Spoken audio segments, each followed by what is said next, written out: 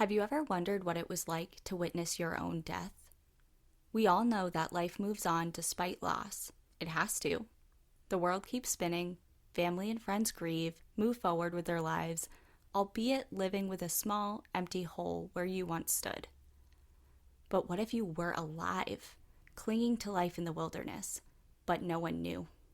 Imagine stepping back in your old life after defying all of the odds, clutching your own death certificate, realizing that this is not the life that you left.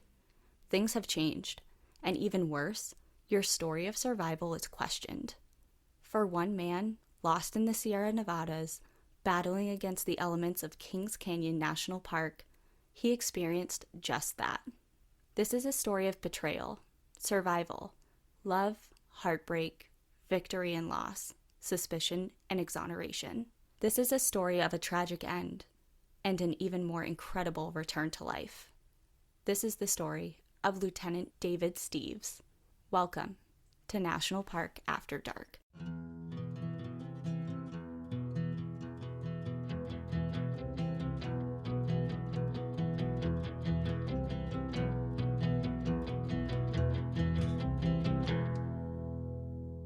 Hi everybody, welcome back to National Park After Dark. My name's Cassie. And my name's Danielle. Thanks for joining us once again. We have a really interesting story for you today at a brand new park we haven't visited yet. But before we get into it, we have a couple things to announce, or a couple housekeeping things. I have one thing I'm so excited to share with everyone. So we got a really interesting message from one of our listeners named Annie, and they were so excited to tell us an update on one of our episodes. So a while back, we did an episode on the Great Sand Dunes, and we mentioned the UFO Watchtower, and she works there. Yeah, I wasn't sure what you were going to say, and I was sitting here like, what is she announcing right now? But yes, oh my God, when she sent us that, like, we can see her, we can go see her remains. And do you know how intact they are? Is it just her bones, I'm assuming? Okay, wait, you're getting ahead of yourself because we haven't even said the best part. So Judy, who is the owner of the Watchtower, we got to tell them first. Judy, who is the owner of the Watchtower, got her hands on Snippy's remains. And if you have no idea what the hell we're talking about, you need to go back to that episode and listen to it, because it is all about this horse named Snippy, and she has her remains now, and she has a GoFundMe set up to get the display up and running because there was some challenges with COVID and things. But Snippy's remains have been secured by the Watchtower in Hooper, Colorado, and they are really excited to get her on display. We are planning another national park trip as we speak because we have to go see this. This is awesome. I guess that's enough about our national park plans and trips. We should head to your national park. You said we're going to Kings Canyon? Yeah, so we are headed to Kings Canyon National Park. And as always, we're going to do a brief overview of the park before we head into the meat of the story. So Kings Canyon is located in Southern California and was originally named General Grant National Park in 1890, but it was expanded and then they renamed it to what we know now in March of 1940. The park is comprised of over 460,000 acres of foothills, montane forests and meadows, as well as subalpine and alpine areas. A ton of different species of wildlife find their homes here, such as coyotes, cougars, bats, hares, osprey, there's king snakes and salamanders, but not all who once lived here still do. If you were to visit Kings Canyon today, the only bear that you would run into is the black bear, which can be a little confusing because if you have ever seen California's state flag, it has a huge grizzly smack dab in the middle of it. The flag of California was first raised in June of 1846, and at the time, the state it represented had thousands of grizzlies, so it made sense.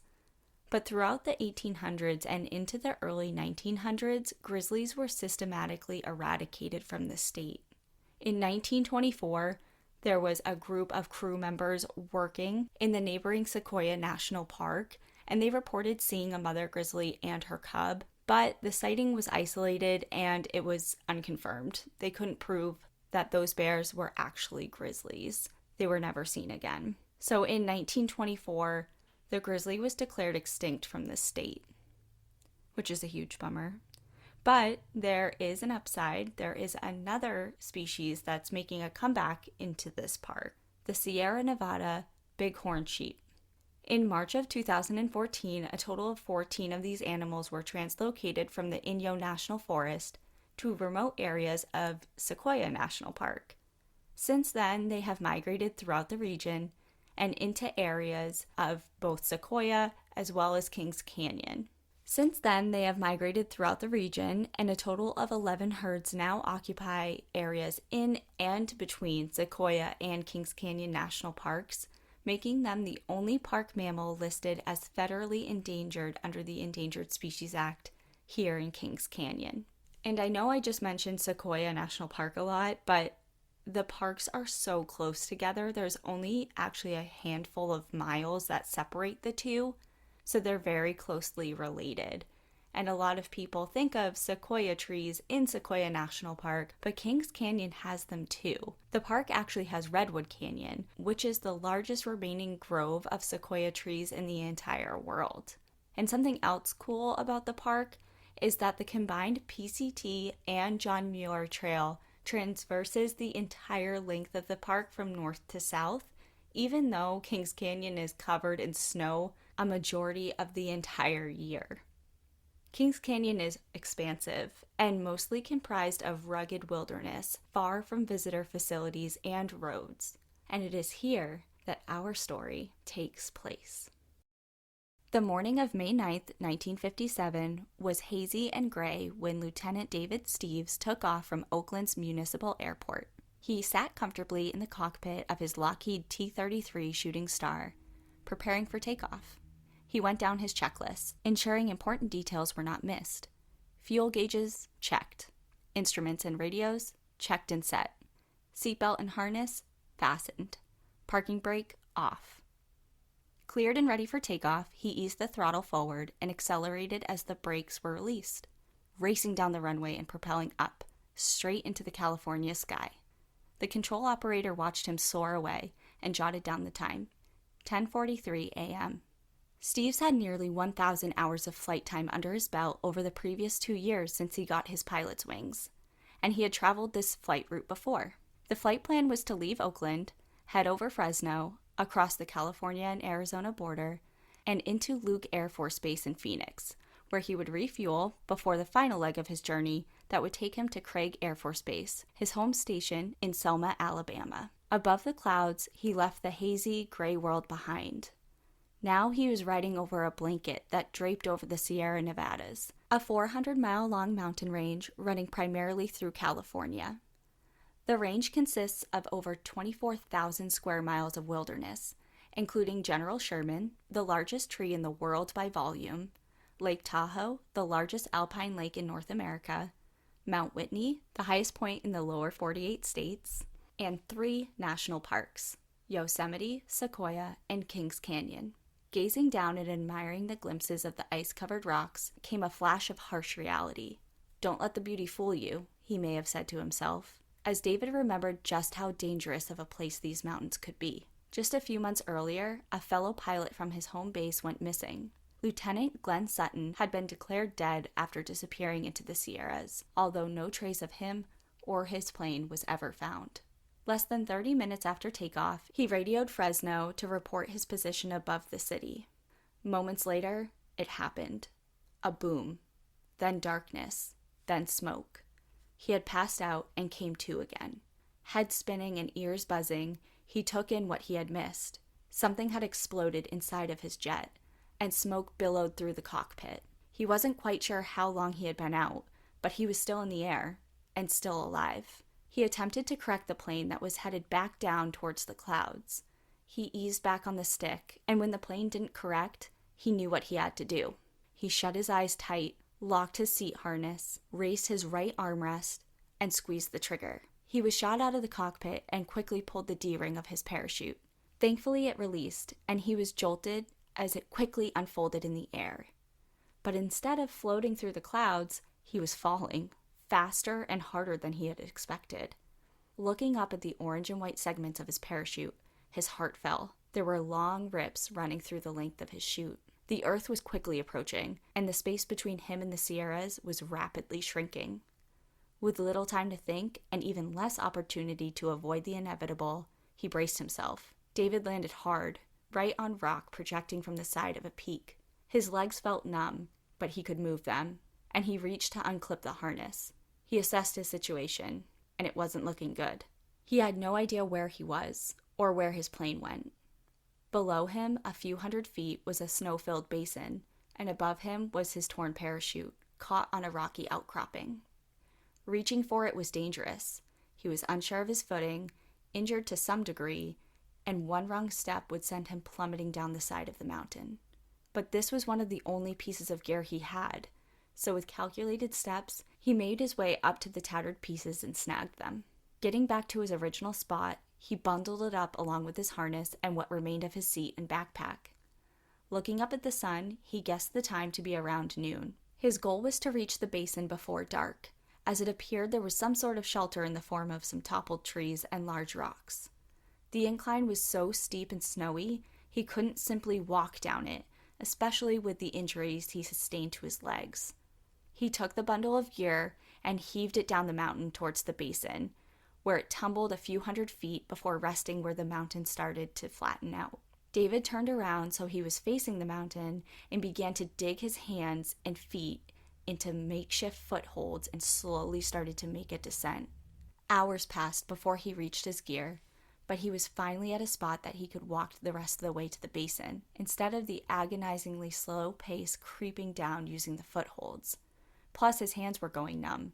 He wasn't prepared with thick winter gloves. He only had a thin pair of leather flying ones. After catching his breath, he reached down to grab his bundle, but collapsed as pain shot through his legs. Both of his ankles were screaming in pain, and they were unable to support his weight. Trying to keep panic at bay, and quickly realizing what started as a hazy morning was beginning to turn darker, that would make it difficult, if not impossible, for search planes to find him. He improvised and made a mini sled out of his bundle, and sitting on top of it, he began to make another slow, sliding descent. He alternated between the sliding technique and crawling on his hands and knees until he reached the pile of treefall he had seen from above the basin. The trees were pine and had fallen and rested on top of one another. Snowdrifts had accumulated over them, and he was able to dig out a small little cave underneath the fallen trunks. He then cut small pieces of the stump with the knife he always carried, strapped into a holster around his leg, combined the wood with some flight papers in his pockets, and made a small fire. Pulling his flight cap down over his ears, wrapping his arms around him tightly, and hunkering down for the night, he reflected on all the events that led him here, to this very spot, injured, lost, and dying on a mountain. David Steeves was born on January 16, 1934 in Connecticut, and had grown up in nearby Fairfield with his mother, father, and older brother Harold. I'm from Connecticut. Or I was born in Connecticut. Oh, really? So I didn't know that. Cool. I was born in Massachusetts. Yeah. Yeah. Really? We both made our way up to New Hampshire, I guess. Yeah. Yes, we did. His mom described David as always being full of plans, having a mind of his own. He was patient, determined, and usually got what he wanted. Throughout school, he was pretty average as far as student-wise, academically-wise, but he was an outstanding athlete. He made the varsity football team when he was just a freshman, and he was always very adventurous, always outside and exploring, but his family was actually quite strict. He grew up in a very strict religious family where they interpreted and taught the Bible literally, and they said prayers before every meal. They didn't smoke or drink. They didn't curse. He had really strict curfews, like everything like that. Despite all of that, he did have a really good relationship with his parents, and him and his father even worked together on cars in their free time. They would purchase a car, fix it, and then sell it, only to buy a better one and repeat the process. And although he wasn't described as a rebel, David didn't subscribe to his upbringing and yearned to be on his own. He thought that his parents were way too strict, and he looked forward to different opportunities that would get him out of the house and in different environments. And one summer, he had an opportunity to do just that. He went to work on a farm for the summer of his freshman year of high school. He met the owner of the farm through a leader. He was like a leader in one of their church groups, And so he met this guy through church, but he gave him an opportunity to do something outside of the church. And David worked on his farm all summer. He did everything from plowing the fields, butchering animals, doing daily chores on the farm. So it was hard labor. It wasn't like summer camp away, but it was away from the strict guidelines of his home. Yeah, he was living more of the simple life kind of thing. So that group that he met the owner of the farm through was called Youth for Christ. And it's that group that he also met somebody else. Her name was Rita Lundstrom, and she met David when she was only 14 years old and David was only 16. Even as a teenager, Rita was beautiful. Her parents were from Sweden, and she could have been the face of Scandinavia. She had that typical wavy blonde hair, piercing blue eyes, that pale, fair skin. Like, any pictures of her, even though they are all in black and white, you can just see how beautiful she was. And they hit it off right away, and they began going steady. Work on the farm that summer was a nice distraction, but it wasn't enough. When David hit 18, he answered the call for adventure. He arranged to work on another farm, but this time it was in Alberta, Canada. So he took a bus from Connecticut to Chicago and hitchhiked the rest of the way to the farm. He made it, and he worked there, but not all summer. He moved on, making his way all the way to Alaska, working odd jobs, including a spot on a road tarring crew, a gas station attendant, a salmon canner, and a crew member on an ex-naval ship carrying salmon down to Seattle. All in one summer. Sounds like just a bunch of jobs for excuses to go live in beautiful places. Because Alberta, Canada, that's like, I mean, it's a huge province, but it's beautiful. There's like Jasper National Park, Banff National Park. Go up to Alaska, amazing, beautiful. Down to Seattle. All of it. Sounds like he was just finding excuses to go to beautiful places. Well, it was like one extreme to the other, you know, like super sheltered, strict life to doing his own thing, paving his own way. I personally didn't grow up in a very religious home or a very strict home, but I have friends that did, and I feel like as soon as they hit 18, rebellion. They just had so much to do at that point. They were partying, they were traveling, they were doing everything as soon as they were able to.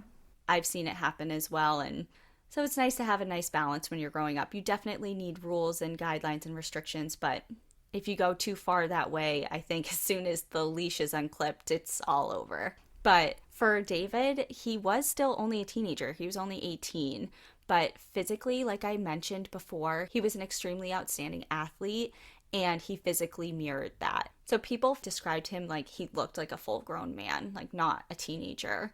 An old boss even described him as an ox. He was clean-cut and intelligent, but built like a tank. He always kept in shape by lifting weights, and once his old boss said that he witnessed Steeves take a half-inch steel handle, bring it behind his neck, and pull it into a U shape, like a collar around his neck.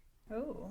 Like some strongman type of stuff. One time, super unrelated, but one time I was stuck in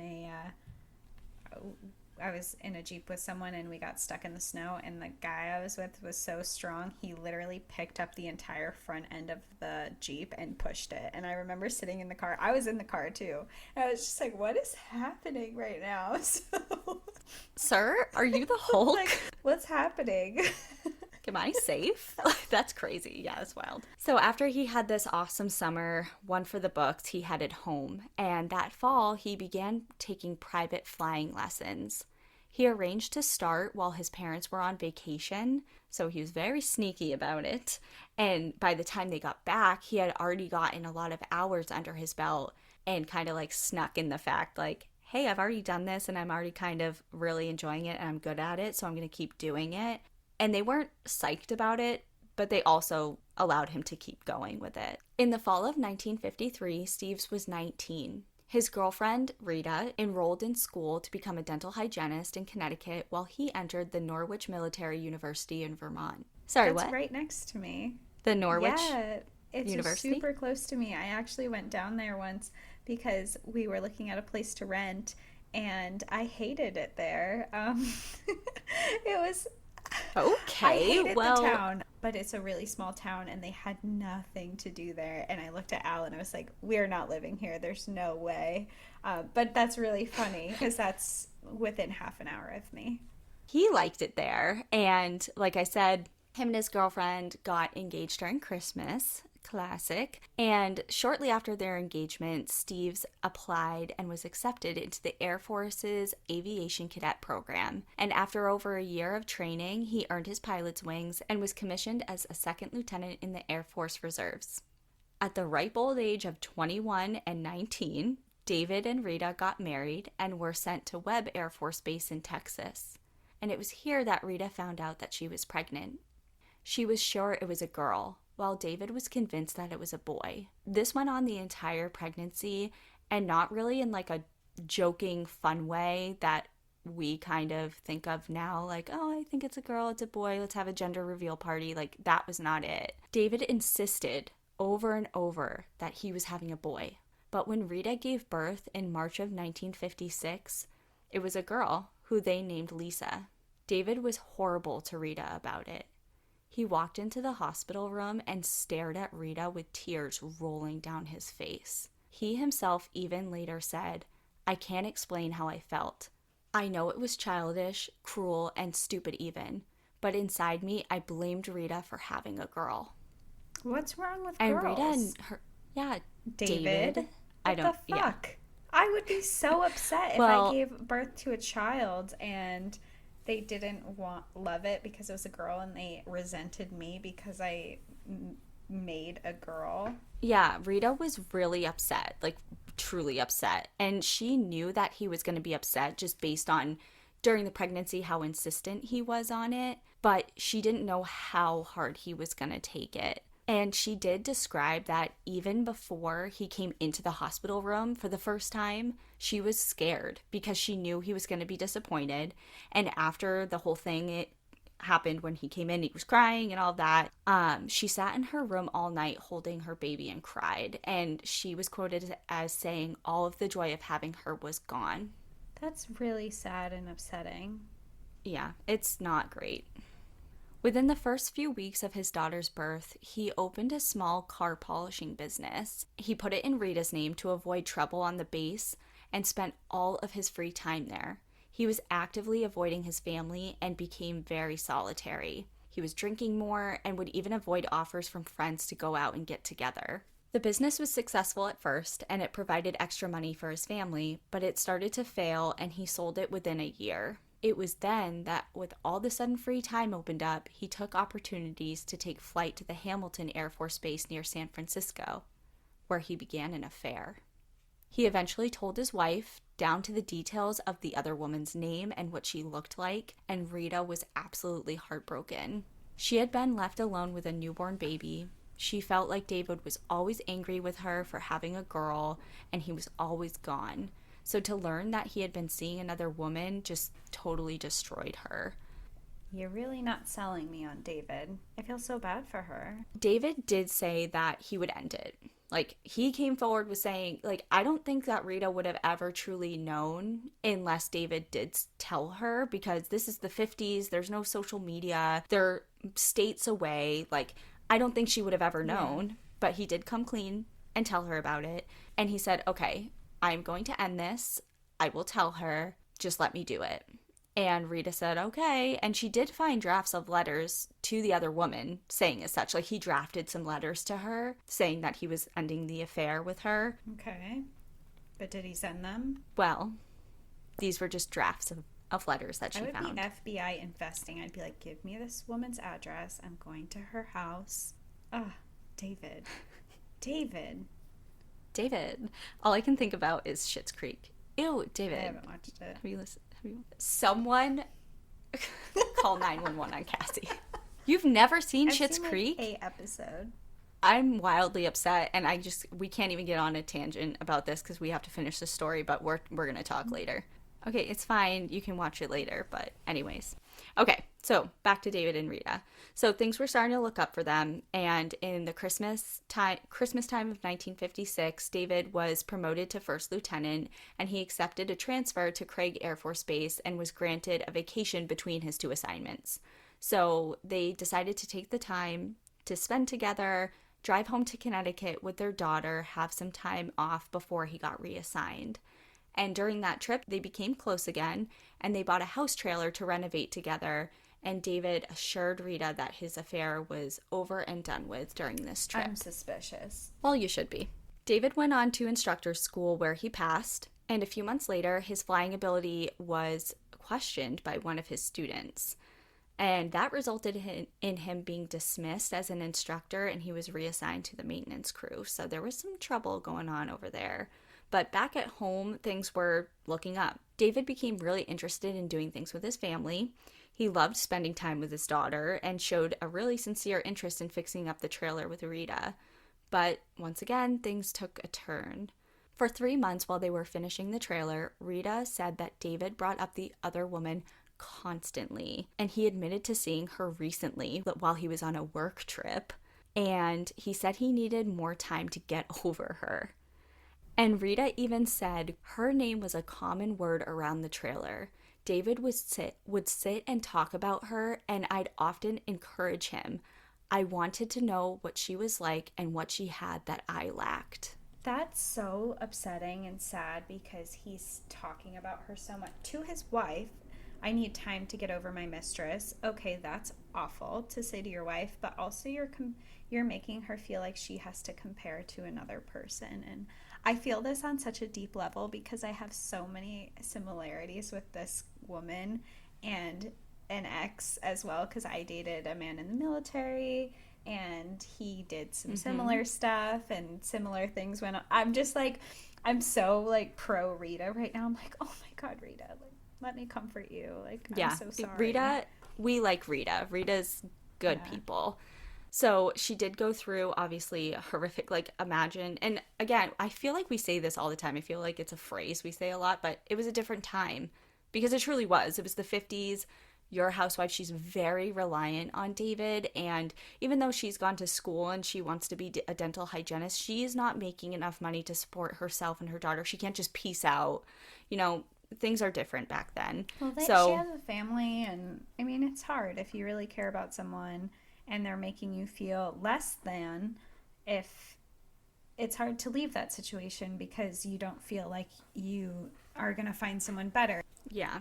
Well, it's like emotionally abusive. It feels like. So eventually in April of 1957, Rita was fed up. She had had enough. She wanted to leave David.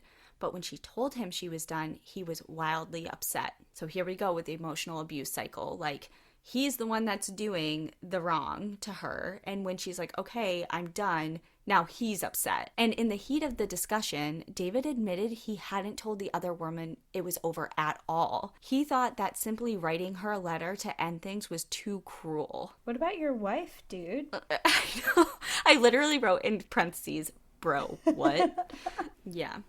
And he was begging her to stay, to work things out with him, yada, yada, yada. He told her in May that he was going to fly to California again, and this time it was really real. He was really going to tell the other woman it was over, just stick with him that long. So Rita and Lisa went to Connecticut for 2 weeks while David was gone, and the more she thought about it, the angrier she became. On May 6th, she decided it was her turn to write a letter. She wrote to David saying she and Lisa were going to stay in Connecticut until he got his shit together. She said that she loved a lot about him, but she was blind to other parts of him, like his self-centeredness, his vanity, his immaturity, basically the way that he had treated her. She was willing to try their marriage again, but not unless significant changes in behavior on his part were made. Determined, sights set on a new plan, and likely with a renewed sense of girl power, on May 15th, she returned to their house trailer, but wasn't met with David. Instead, she was met with news that he was missing. There was snowfall on David's first morning on the mountain. He still couldn't walk, but his ankles weren't as painful when he crawled. With him, he had a helmet, flying cap, oxygen mask, gloves, wool socks, calf-length boots, a t-shirt and undershorts, a summer flying suit and jacket, a .32 revolver fully loaded with 4 spare bullets, several books of matches, sunglasses, loose change, nail clippers, a pipe, and a pen and paper. In the jolt of his parachute deployment, he had lost a couple things like his wallet, social security card, and driver's license. He had made a small makeshift shelter, but nothing of any sort of permanence. For the next 3 days, he slept curled underneath the pines in his parachute, and for the next 3 mornings, he awoke to gray and snowy skies. There was little hope for a rescue at this rate, especially in his location. If he stayed, he wouldn't make it here. He had no food and a flimsy shelter. By May 12th, his ankles were steady enough to stand on, and he made the decision to get moving. So he started to walk, leaving unnecessary items such as his bulky helmet and oxygen mask behind. He started to put one foot in front of the other. David continued for 3 days, finding rest against landslide debris and rock outcroppings.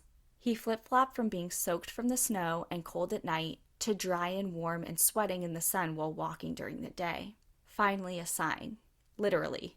On his 3rd day of walking, he stumbled across a sign that read, Simpson Meadow, 10 miles. His first glimmer of hope in days. David eagerly pressed on towards the meadow, but lost the trail in the deep snowdrifts. He ended up scaling rocky cliffs and followed a river, all the while seeing small game like grouse and occasionally some deer. Dinner with legs, but his revolver couldn't reach them, and he only had a few precious bullets. Onward he went, trudging through the snow with an empty stomach. On the morning of his 14th day, he was granted his first stroke of luck, a campsite. There was a storage cache high in the trees, a corral, and a fire pit with rusty cans. This camp had long since been abandoned, but he managed to find a can with syrup at the bottom. He licked and scraped out its contents, eager for anything other than snow melt. This is the first thing he had ingested in 2 weeks that wasn't snow. Wow, I can't even imagine not eating for that long. And he's moving and doing stuff during this, so he has getting no calories and he's doing all this work. I can just, oof, that's hard. And he's not just moving, he's moving through snow that is very high, like above his knees, up to his waist at points. It's not easy work. The cache that he had found was too high to reach. He may have been an ox before, but he had lost a significant amount of weight and was in a weak and fragile state. He couldn't manage the climb to the cache and had to move on. He walked again for hours until he reached a fallen log and sat down to rest. Holding his face in his hands, he began to sob. Had this entire experience been a punishment from God? Was this some sort of grand karma unfolding for all the wrong that he had done? He was a mess. Tired, weak, and malnourished, he questioned how much longer he could go on. And that's when he looked up. Blinking away his tears, he couldn't believe his eyes. A cabin. No more than a large shed, but a cabin. Sturdy, with 4 walls. Shelter. Heart racing with renewed faith, he stumbled over to the front porch, only to find it locked. Hours passed as David fumbled with the lock, attempting to break it open. It wasn't so long ago that he was bending steel, but now a small, flimsy lock felt like 100 pounds in his hands. Finally, with the use of a makeshift pole, he pried the door open and stumbled inside. Jackpot. The contents of the cabin were sparse, but his eyes immediately were drawn to the most beautiful word he had ever seen. Foodstuffs. Scrambling through the cabinet, he found cans of beans, tomatoes, hash, gelatin, boxes of sugar and coffee, rice, pinto beans, dehydrated soup, tea, cornstarch, ketchup, and tons of spices. He was ravenous and immediately opened the ketchup bottle and downed gulps of it. Knowing he was far from out of the woods, he slowed the pace, realizing he would need to ration all of the remaining food if he had any chance of living. He glanced around the space and took note of other items. There were canteens and a mattress, first aid equipment, and a tent canvas. Grabbing one of the canteens, he headed out towards the nearby river to stock up on water, and while returning, stumbled across yet another campsite, a tent platform, fire ring, and a picnic table that sat beside another sign, Simpson Meadow Ranger Station. No, this was Simpson Meadow? David thought that Simpson Meadow would be populated, that if he reached it, he would finally reach safety. But he was wrong. On the downward plunge of the day's emotional roller coaster, he went back inside the cabin and sat on the moth-eaten mattress. eager for some semblance of a normal night, and for the first time in over 2 weeks, he was in a position to take his boots off. The pain of taking them off was almost unbearable.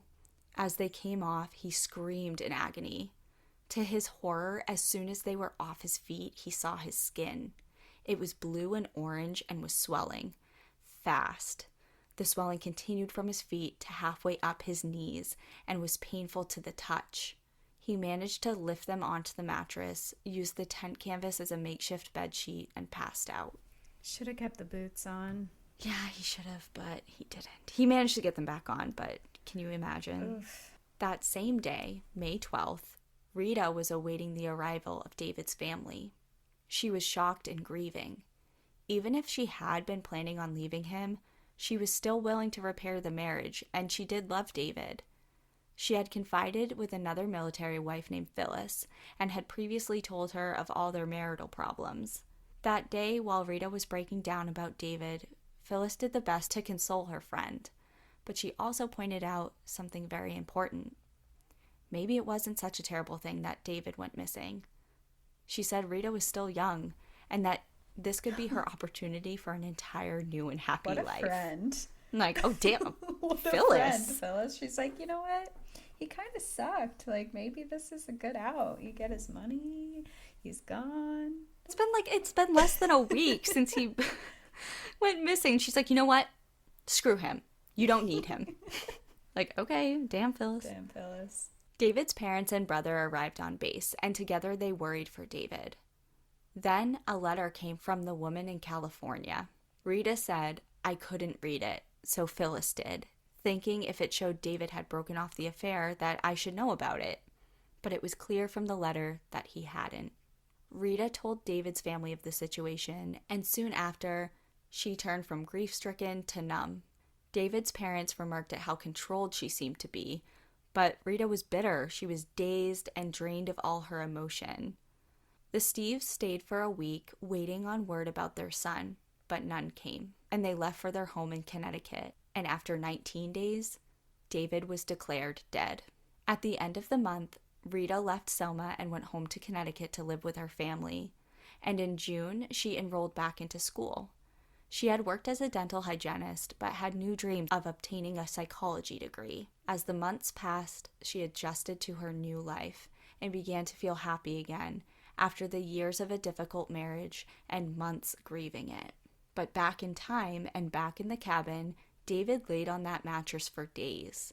He was in and out of delirium brought on by a raging fever. Unbeknownst to him, search parties had been dispatched for him by the Air Force. Within the first few hours of when he was expected to arrive in Selma, their search began, so they were on top of things right away. Over 17 days, they flew the skies looking for any sight of him. Efforts were hampered by heavy rain and over 90 inches of snow accumulation, but the search did reveal something. 3 somethings, actually. 3 planes were spotted from the air, but none of them were David's. Wow, so whose planes were they? They were missing people. I know you said at the beginning that someone else had disappeared. Recently, was one of them that person? Yeah, so they didn't specify in the sources that I read, but it was just highlighting the fact that, like, it's so easy to get lost and to not be your remains or your plane to be recovered in that type of terrain. So they didn't specify who they belonged to, but they did say they found 3 planes. After 17 days, while David was somewhere in the Sierras trudging through snow, the search was called off. Days passed as David lay on the mattress in the cabin, fighting off his fever and infection. Finally, after coming in and out of lucid moments, he was able to get up and scour the cabin for more food and resources. More beans and rice were a happy find, but even better, a signal mirror, ranger documents, and a map labeled Sequoia and Kings Canyon National Parks, California. The map would finally give him a sense of direction. Where the hell was he? Studying the map, he was discouraged to find no trace of anything that looked like a city or a town, but he did find his current location, Simpson Meadow. For the first time, his fears of being far from civilization were confirmed on paper. Simpson Meadow was 6,000 feet in elevation, surrounded by 12,000-foot mountain ranges. Mount Whitney was 25 miles to his south. Studying his options, he settled on a trail that followed a river to Tapiti Valley, which would eventually bring him to a ranger station some 20 miles later. He packed what items he could carry and headed toward the valley. Able to walk, but at a slow pace, he managed to reach the valley.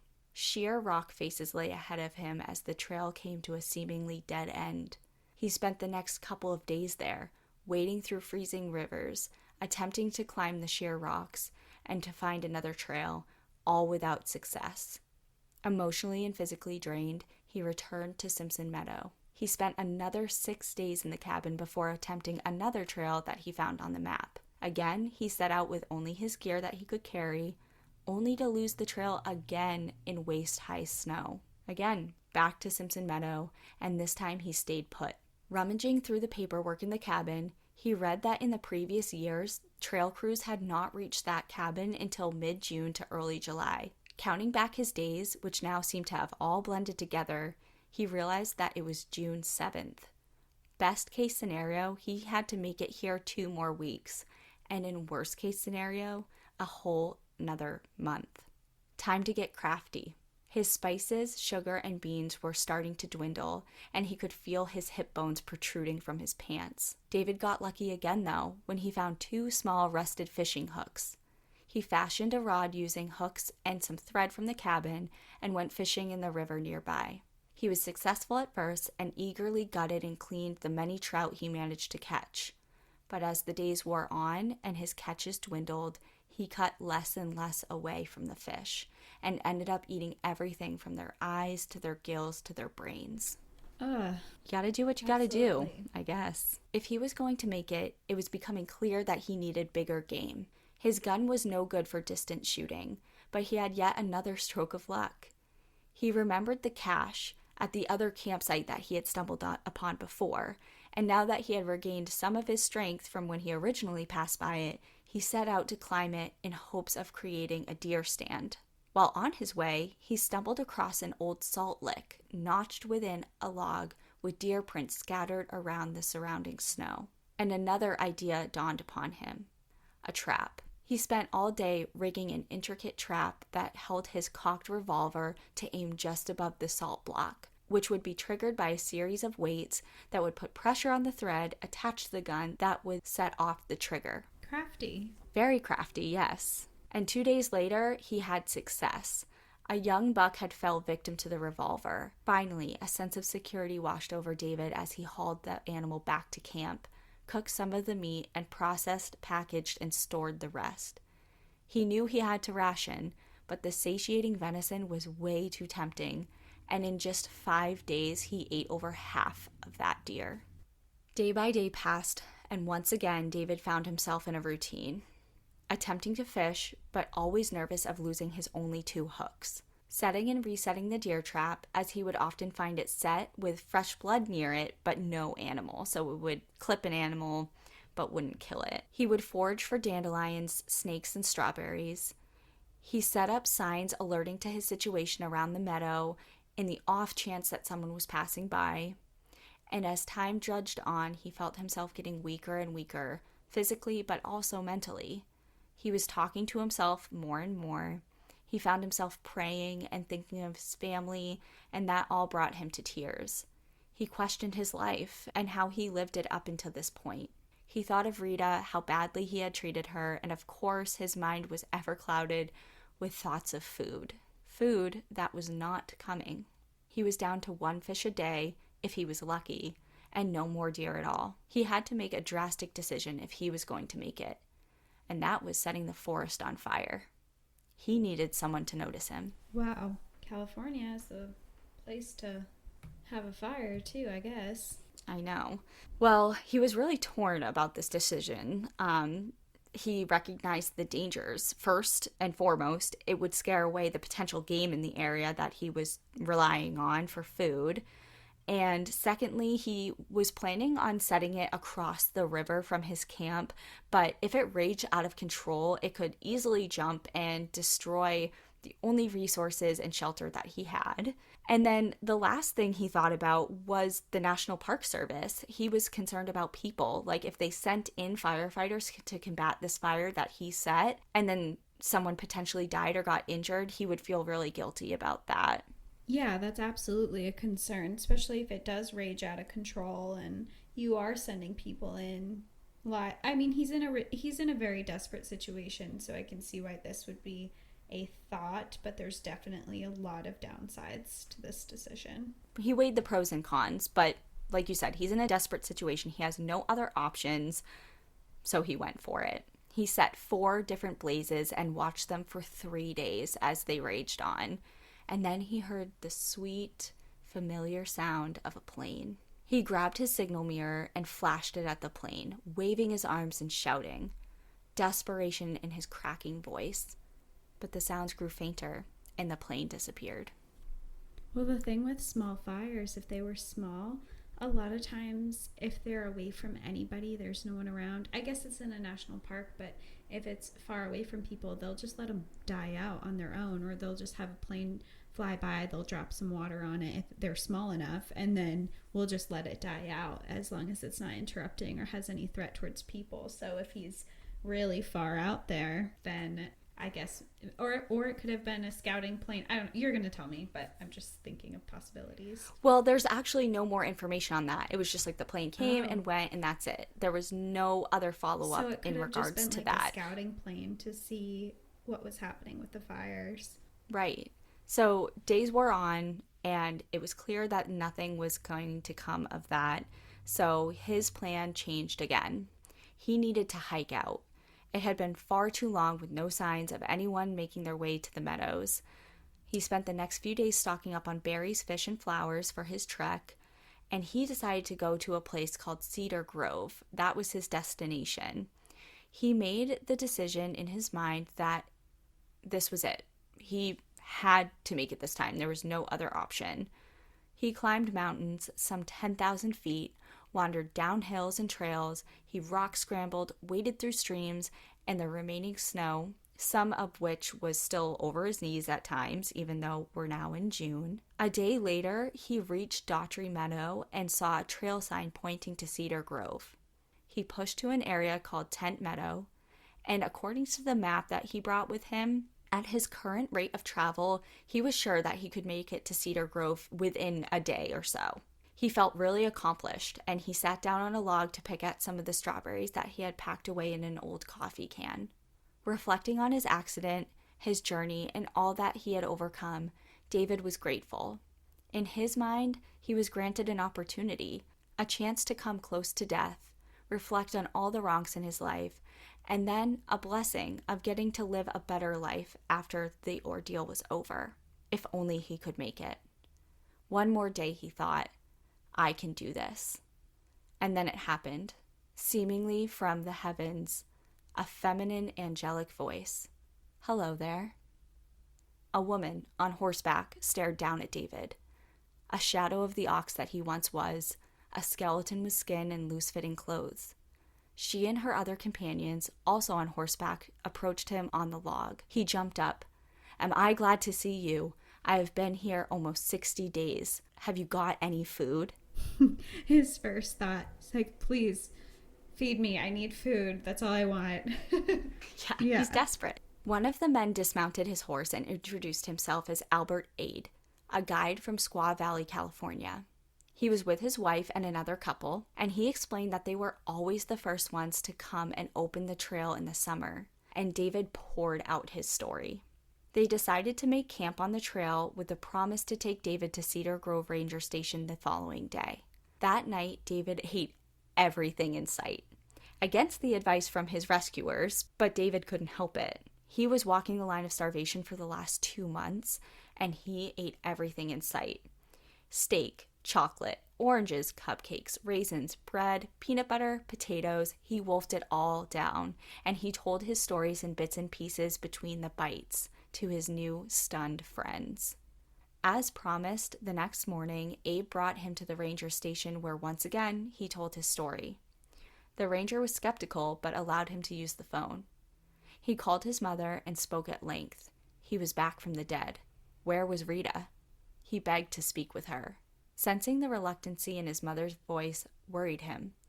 But soon he heard the phone shuffling, being handed over, and a voice came through.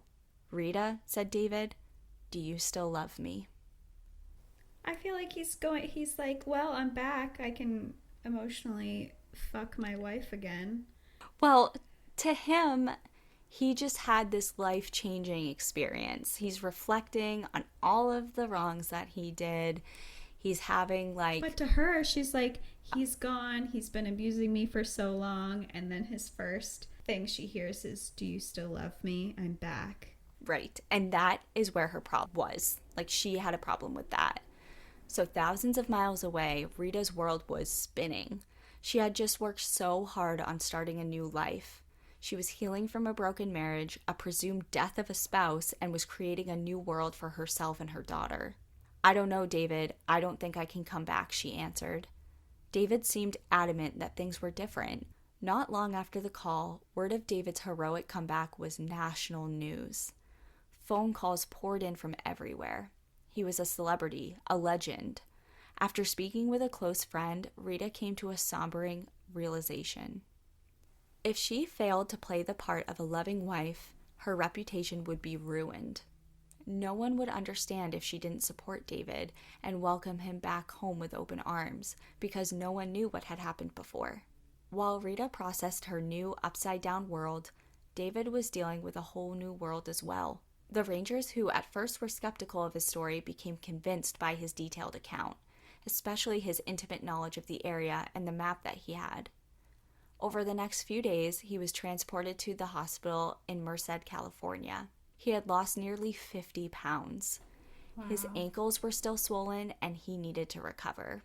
As much as I dislike David for how he's treated Rita, I also really sympathize with him for what he's been through. That is so 50 pounds, 60 days of solitude, not knowing if you're going to survive, living off of scraps. And now it's super publicized. You have a marriage that's falling apart, which is your fault, but at the same time probably doesn't make it any easier now that you've had this life-changing experience and you see what a bad person you've been, and oof. It's rough, and it gets rougher. So the media didn't really seem to care about his current physical condition. He was badgered constantly with questions and calls. He even gave a press conference in the clothes that he had worn for the last 54 days while he was stranded in the park. He tried to escape the incessant attention by hiding for hours at a time in the bathroom, but his ears perked after hearing that there was a bidding war between a book and a magazine publishing company for his story. He may just be able to profit off of this. The next 2 days were an absolute whirlwind. He was flown to LA, where he met with the Air Force relations personnel, made 2 television appearances, and then he was off to New York, where more press conferences, interviews, and TV appearances followed. Wait, they didn't send him home? He just went off to publicize himself? Well, so his reunion with Rita and his daughter happened in New York. Okay. While he went to New York. He just went from thinking he was going to die and starving to less than a week later being on this huge grand circuit tour. It's all very, very overwhelming. Sure. And he did meet up with Rita, like I said, in New York. And it was between all of these media appearances and interviews and scheduled conferences and things like that where they finally had a few minutes in private to speak. And it's here that David told her of his deal with the Saturday Evening Post for a magazine and a manuscript deal about his experience. Part of that deal involved flying back to California and trekking back to Simpson Meadows to show the world exactly where he was and what he went through. "I want you to come with me," David said to Rita, "but only if you intend on staying with me." Torn and reluctant, but under immense pressure, she agreed to give it a try. So off they went to Simpson Meadow. They were accompanied by Abe and his wife, the couple that originally found David, a photographer, Clay Blair, who was the editor for the magazine that wanted to publish his story, and that editor's 10-year-old granddaughter. They traveled through the park by horseback, bringing mules to carry their supplies. The trip was really difficult emotionally for each of them. but in different ways. Rita was resentful. She was annoyed that David thought he could just swoop in and get her back with the snap of his fingers, and for the most part was pretty cold towards him during their trip.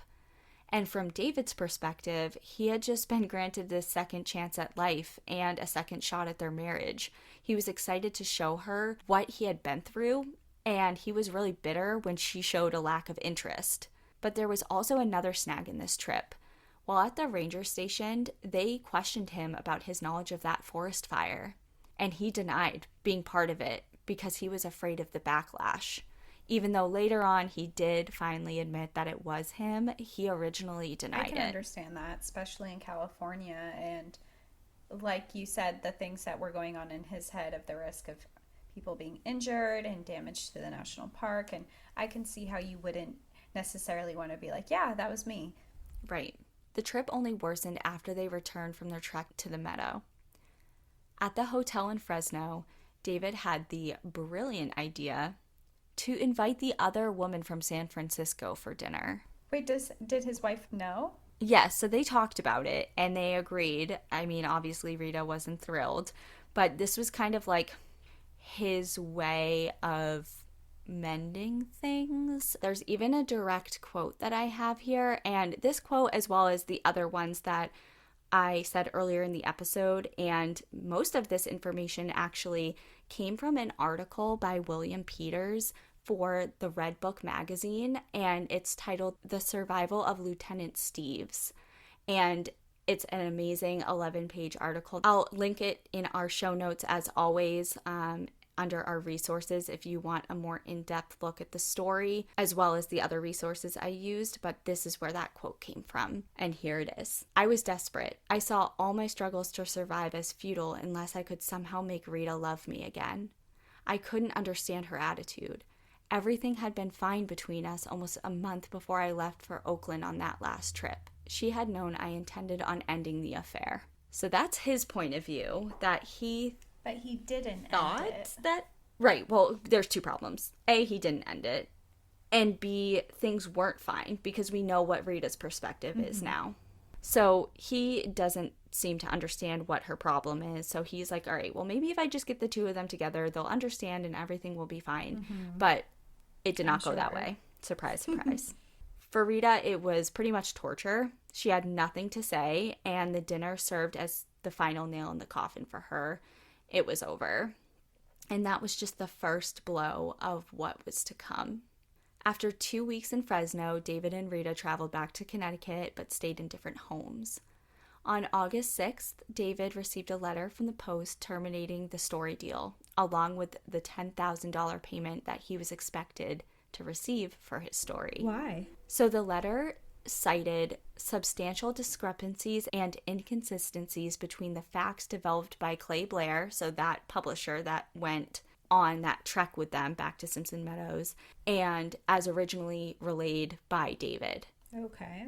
Within a week, that went public, and suddenly his story was front page again, but this time he was no hero. He was being portrayed as a fake. That, compounded with the now public knowledge that Rita was planning a divorce, was not looking good for David. Overnight, he went from hero to hoax. The media pointed out that his boots were oddly clean and in good condition for allegedly being out in the wilderness struggling to survive for nearly 2 months. His wishy-washy account of the forest fire and not taking blame for it right away also didn't look good for him. And finally, the most damning speculation came directly from the Air Force. Where was his plane? The questions kept coming, and from some pretty big names, including Thomas Allen, who was Kings Canyon National Park superintendent. And these were some of the questions. If the deer in the meadows were tame with the salt lick, why did you have a struggle trapping them? Why leave behind your parachute when you could have used it for warmth? Is it even possible to survive 15 days without food?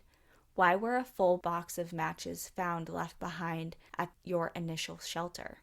David fired back. Are deer still tame after 10 months of no human contact? I had to leave some gear behind because I couldn't carry it, especially while I was injured. To the food question, he responded simply, I did. Like, how can you survive without food? He's like, I don't know. I did. I'm So, alive. It sucked. and he explained that it is possible out of the several boxes of matches he had, some of them could have been dropped accidentally. His initial bailout from the plane was not questioned, as his parachute was found in the dusty basin at 14,400 feet of elevation, precisely where David said that he had landed. What was for up debate, though, was what followed. There were several theories floating around as to what Steeves really did with the missing plane. One of the more elaborate ones was that he had flown to Mexico and sold his plane to the Russians before being flown back into Kings Canyon area and then was deposited in the Sierras to make it all look like some sort of accident. People are coming up with wild scenarios here. Right. Well, this was the 50s and it was at kind of like the height of the Cold War. So people were thinking that he was Like somehow spy. like a Russian spy. Yeah. So while the media was having an absolute field day with this, David was being tested in Washington, D.C. at the Bolling Air Force Base. A Pentagon spokeswoman stated that he was in excellent physical and mental condition and that he would make a great combat fighter pilot. And his commanding officer also said that after reviewing all the reports, he believed David's story. He admitted to wanting to know what happened to the plane. Like, obviously, that was a big question that everyone wanted answered. But he also commented that during the initial search efforts, those remnants of missing planes that were finally discovered showed just how easy it was for wreckage to stay concealed in that terrain. Aide also vouched for David, saying that he had been in those mountains since 1912 and that everything David had said had checked out. He emphasized that he was an expert tracker and guide and that when he first stumbled across David, he followed his tracks all the way back to his cabin. He saw this stuff for himself. He was there. David was shocked at his entire experience and said, quote, "To have been a subject of hero worship for having saved my own skin was strange enough. But to lose everything I loved, my wife and my child, and then thought to be a liar, well, it was rough." He kept trying to mend his family, and nearly a half a year later, Rita canceled the pending divorce. She said, another quote, "Marriage and family are too important to jeopardize by clinging to selfish mistakes. After talking serious about it, we both feel we can and should make an attempt. We hope to be happy together, and we would hope that we'll be left alone to live our lives the way that others do." So she, again, is really trying to fight for her marriage and fight for her relationship with David. Yeah, she's putting a lot of work into this, and she's been through a lot. But it was a short-lived attempt, and just 2 years later, David and Rita divorced and went their separate ways. They both eventually remarried. However, the scandal that enveloped David haunted him for the rest of his life. It didn't matter how many people backed him and his account, there was always the same number of people against him. He requested to be relieved of duty from the Air Force and he returned to civilian life. His reputation was ruined and he lived the rest of his life in scrutiny. He had gone on to have 2 more children and owned an aviation firm in Fresno. There are reports of him renting planes throughout the years in an attempt to locate his lost jet, all to no avail. So he spent his life looking to redeem himself by finding his plane. Then, in 1977, a headline appeared. Discovery backs story of disgraced pilot of the 50s. A Boy Scout group was hiking in Kings Canyon National Park when they discovered an airplane canopy. The fading serial numbers matched those of David Steeves' T-33 jet, and he was redeemed. The redemption came 12 years too late for David, though. At the age of 31, in October of 1965, he was killed in Boise, Idaho, in an airplane crash. Oh my gosh. So everyone thought he was a liar his entire life. He ends up, very ironically, actually dying in a crash. And then they find his plane 12 years later. Yep. Man. So his story, everything he had said was true. And in recent years, that there have actually been on again and off again reports and investigations into the potential crash site area for the lost jet, because the Boy Scouts only found a very small portion of the plane and it just happened to be the one that had the serial number on it. So as far as where the rest of the plane is, that there's been investigations into pinpointing that. And there have also been investigations into what caused the jet to explode in the first place. The most accepted theory is that the aircraft's fuel cap, which was located behind the ejection seat, was kind of leaking, and that David would have been unable to smell that gas as he had his oxygen mask on. And some sort of electrical source ignited the fuel-air mixture, which caused an explosion in the cockpit that knocked him unconscious. That would have caused the burns and tears in his parachute as well, and would have also damaged his flight controls, because remember, he tried to pull up on the stick, it wasn't working, and all of that. David was likely unconscious for minutes rather than seconds before he was ejected, because he also doesn't remember how long he was out. And David also later reported that he didn't see his jet crash while he was parachuting down after he ejected. So that suggests that the plane likely flew away.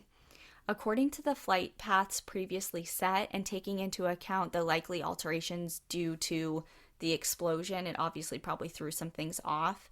It's thought that the jet continued on into a wide loop for about 70 miles until it ran out of fuel. But that's just one of several theories, some of which suggest that by calculations that they can pinpoint the actual coordinates of where the remnants of the long-lost plane are likely located. But as of today, none of the plane has ever been found other than that small section that the Boy Scouts found. So as of now, Kings Canyon National Park has held on to the last pieces of David Steeves' story, and it's likely that the Sierras will keep their secrets. Wow, that's wild. Do you know for the plane crash he actually died in, do you know what happened with that? Like where it was and if they had the plane and stuff? Yeah, so it was actually, from what I read, it was at the airport in Boise, Idaho. It was in front of people. So he owned a small aviation firm, and to my knowledge, he had a passenger that was potentially buying this aircraft that he had fixed up himself, and he was showing the potential buyer the plane. So they were in the plane together, and they were coming into land, and something happened, and they hit the berm at the end of the runway, and they both died. Yeah. So it looked like he escaped death by plane once, but it's kind of like a Final Destination thing. It's he was like meant to die in a you plane may escape, crash. but especially to survive that crash, but not one that happened in an actual airport. It's ironic and weird the way that life works out in that story. Thanks for telling me that story about 8 hours before I'm gonna board my flight. Sorry, I have this thing with like plane stories. I feel like I've done several of them, like way too many than I should have, which is not intentional they're interesting in any way. They're very interesting. Yeah, so thank you everyone for hanging in. I know that was a longer one, but I wanted to be as thorough as possible. And if you want to read into more of his story, the sources that I used for the episode were that Red Book article that I mentioned before. Of course, Wikipedia was used as well. And then I also used a source from the Big Carnival, which is a blog, and it's called After 50 Years, An Air Force Pilot's Bravery Outshines His Public Humiliation, and that was written by David Paulin. So I'll go ahead and link those in the show notes, but it was a really interesting story and one that had a lot of twists and turns, and I just wasn't expecting it to go that way. So I hope everyone enjoyed it. We're going to head out of here, but we do have one last thing to say. We have heard you. We have so many messages from people asking about merch, and we swear we're working on it. We are working on it. We just had a couple things to revamp, stuff to make it a little bit smoother on our end, to make it easier for us to put it out for you. So we are working on it. It is going to come out soon. Don't have a date for you, but we are working on it. In the meantime, if you want any extra stuff from us, you can go onto our Patreon. You can find our link on our website, npadpodcast.com, or on our Instagram, National Park After Dark. We do have a Twitter, NPAD Podcast, and we have a Facebook, National Park After Dark. And if you are looking for another way to support us, when you support our sponsors, you are also supporting us. And we love to be able to put out these great promo codes and discounts for you on these products that we really do love. So if you want to support the show in that way, you can do that as well. Awesome. Well, that is it for us. We are officially on vacation, at least in our minds. Thank you so much, everyone, for tuning in. We will see you next week. In the meantime, enjoy the view. But watch your back. Bye. Bye. Vacation. Vacation. In the summertime.